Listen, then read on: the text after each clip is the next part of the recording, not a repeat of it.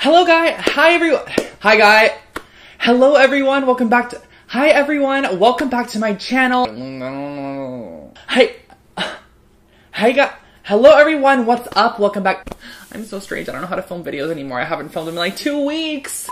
All I need is you, baby, baby.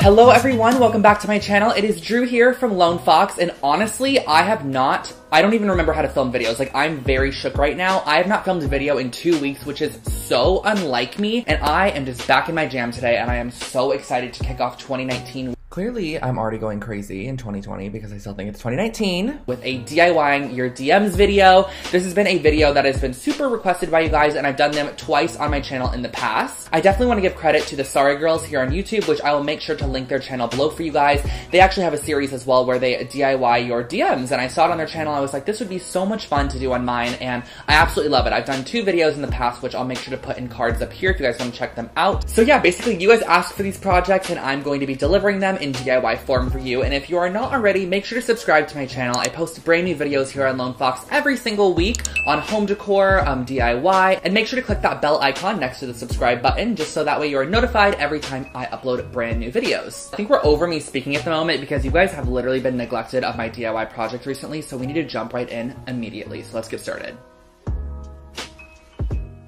The first project I'm going to be creating today was sent over to me by Bren_Delport, and he or she sent me this image here, which I'm going to pop up on the screen. It's probably easier for you guys to see, but it is basically these really cool kind of geometric air plant holders, and there's a wooden version and there's also a cement version. Now, I feel like the wooden version is pretty self-explanatory. Like, you would just literally get a piece of wood, drill a hole in the top of it, and stick that little wire piece in there, which I'm going to show you how to recreate. But I'm going to be doing the cement one today because I want to share with you guys how to create your very own DIY mold, also mix up the cement, pour it in, and then just create the little wire twister so we can create our very own air plant holder. But let's start crafting up these air plant holders. So jumping into project number 1, I'm going to be using a ruler, duct tape, X-Acto knife, really thick aluminum wire, and also chipboard. And chipboard is basically like a very thick cardstock. It's kind of like what book covers are made of. And what I'm going to start off by doing is using a ruler and pen just to mark out my cut sections. And the cut sections you're going to be needing are 4 pieces at 3.5 by 5.5 inches, and then 1 piece at 3.5 by 3.5 inches. And the best way to cut this chipboard is to use an X-Acto knife and a ruler and to just go over the same section multiple times until you reach like the bottom, and you cut through it. And I also had a piece of wood just to protect my surface, that way the X-Acto knife didn't like mar my marble surface. So these are the ending result pieces. You're gonna need this little 3.5 by 3.5 piece as well. So what we're doing is we're gonna be creating a cube with no top. So how I'm doing this is I'm using duct tape, and I'm gonna be duct taping these pieces together. And when you duct tape them, make sure to leave about 1/8 of an inch in between, as you can see here. Then apply the duct tape. That way, when you fold it, there's enough space for it to fold on top of each other and kind of create that joint section. And just cut out any excess duct tape that you don't need anymore. And then we're also going to be attaching all of the sides to each other. That way we have a finished off mold.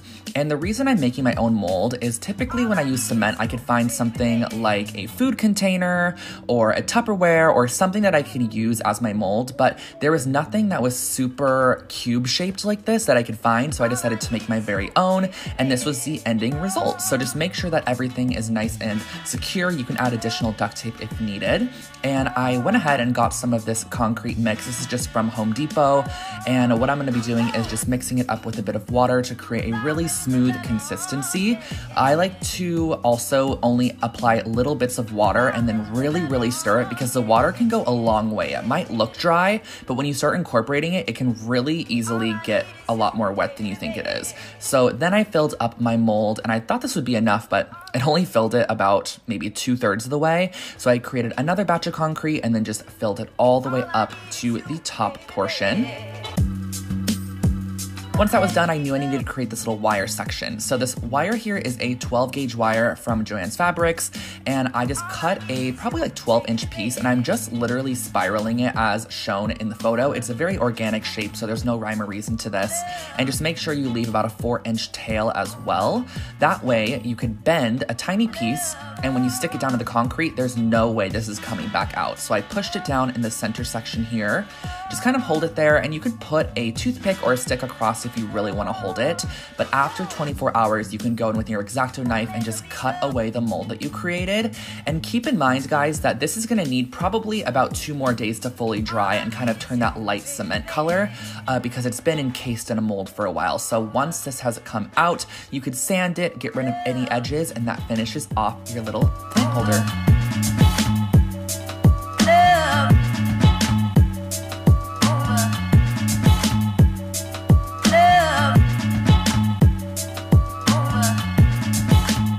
This next project here is one that you guys have been asking me to do for so long, and one of my Instagram followers, her name is crown__Jules, sent over a message. She said, "Hi Drew, I would love for you to create a DIY version of DIY.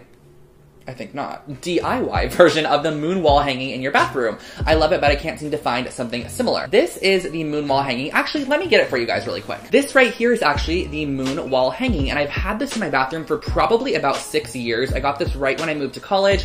I picked it up at Urban Outfitters. It was like 25 bucks, and it was just super cute. I loved the way that it looked, and I was really into moons at the time, and I still really am. I love the way that they look. So I got this in my bathroom. I've had it in there forever, and you guys have been asking me to DIY this every single time I do some sort of bathroom video. So I'm basically going to be recreating this for you guys because it has been very asked for. So let's get started. To start out this next project, we're using that same exact chipboard, just a scrap piece that I had. You can use cardboard, whatever you have on hand, and I'm using these lids to some candy jars to create a circle shape, and then using a smaller one, positioning it on the right side, and doing about 3/4 of that circle to create this moon shape. And like I mentioned previously, the best way to cut this material out is to just go over it multiple times with an X-Acto knife. So this took me probably about 10 minutes to do. It was kind of tedious, but once I got the shape out of there, it looked incredible, and it literally looked identical to the one that I got from Urban Outfitters, maybe even a little bit better, not gonna lie. And I used a pen to mark where I wanted my holes to go, or where I wanted them to start and finish. Now, I have an industrial hole punch. I've just had this for a long time. So if you don't have one of these, you can literally use like a sewing needle or an awl or whatever you do have to create the holes. I just found this was the easiest method to do. And I also used a little bit of this iridescent golden paint. Well, it's from the brand Golden. And I just gave it a nice coat of this paint. And this is such a pretty kind of shimmery silver. And I also went along the edges with this as well. Originally, I wanted to figure out how I could...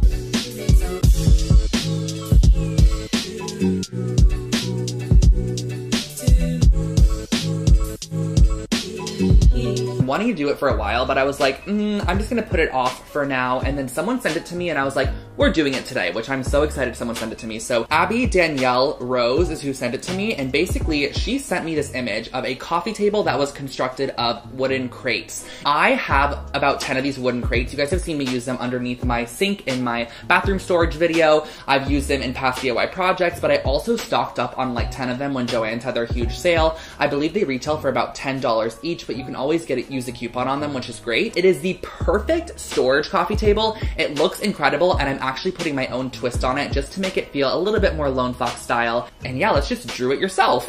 You know I had to save the best for last, so I'm using 4 of these wooden crates from Joann's Fabrics, and I'm also using 2 pieces of wood. I got these cut to 27.5 and just butting it up to the edge of that piece of wood and just making sure it's pressed down, adding a couple of heavy books on the inside, and then working my way around. So you're going to be repeating this process all around, and keep in mind that these open sections that are facing the outside are going to act as perfect storage cubbies for really anything you need. That's what I love about this project. So I'm attaching them all around. Now, keep in mind also, the one that the girl sent me did not have any tabletop to it. It was fully open and they had a plant in the middle, which I just was not a fan of. So I really wanted to add a tabletop to mine.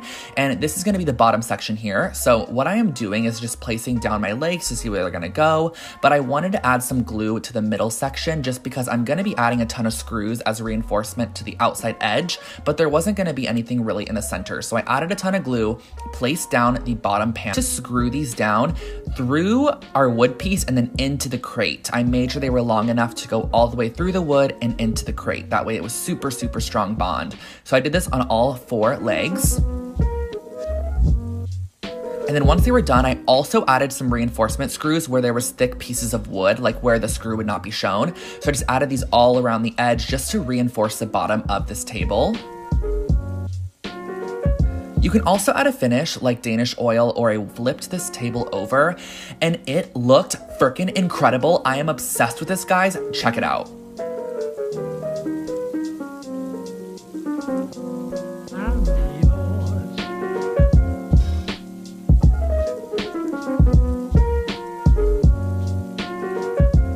Coming in 2020, you guys have no idea like what I have planned. There are so many room makeovers, so many fun things. So if you are not already, make sure to subscribe to my channel. You can click the red subscribe button below.